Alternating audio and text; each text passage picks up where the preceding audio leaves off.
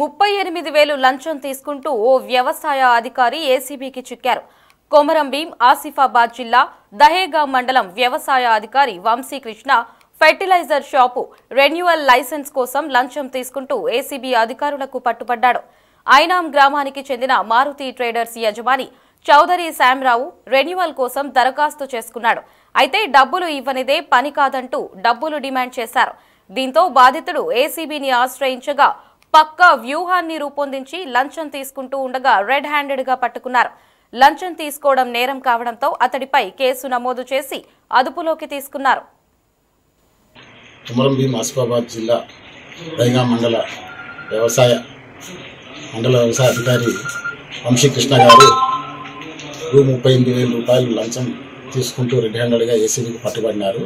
బాధితులైన చౌదరి శ్యామరావు దహేగా మండలం ఐనం గ్రామంలో మారుతి ట్రేడర్స్ పేరిట ఫెర్టిలైజర్ షాప్ నడిపిస్తున్నాడు. ఈ షాప్కి లైసెన్స్ గురించి మరియు సీడ్ లైసెన్స్ గురించి ఆయన పోయిన నెల 27వ తారీఖు నాడు ఆన్లైన్ ద్వారా దరఖాస్తు చేసుకోవడం జరిగింది. ఈ లైసెన్సులు జారీ చేయడానికి గాను మండల వ్యవసాయ అధికారి వంశీకృష్ణ గారు 38,000 లంచంగా అడిగారు.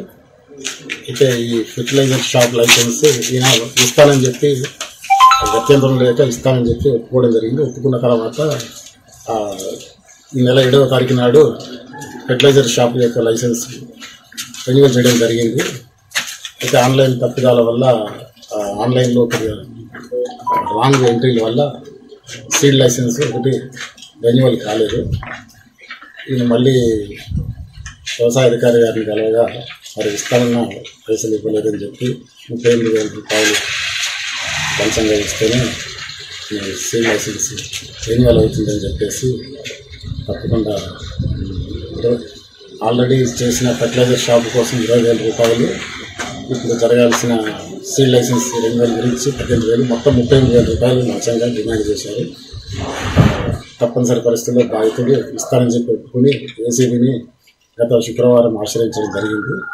ఈరోజు ఆయన వ్యవసాయ అధికారి హరికృష్ణ గారు ఆయన డిమాండ్ చేసిన 38,000 తీసుకుంటూ ఏసీబీకి రెడ్ హ్యాండెడ్గా పట్టుబడ్డారు. ఆయన అరెస్ట్ చేసి రిమాండ్ నిమిత్తము special court ACB court Karimnagar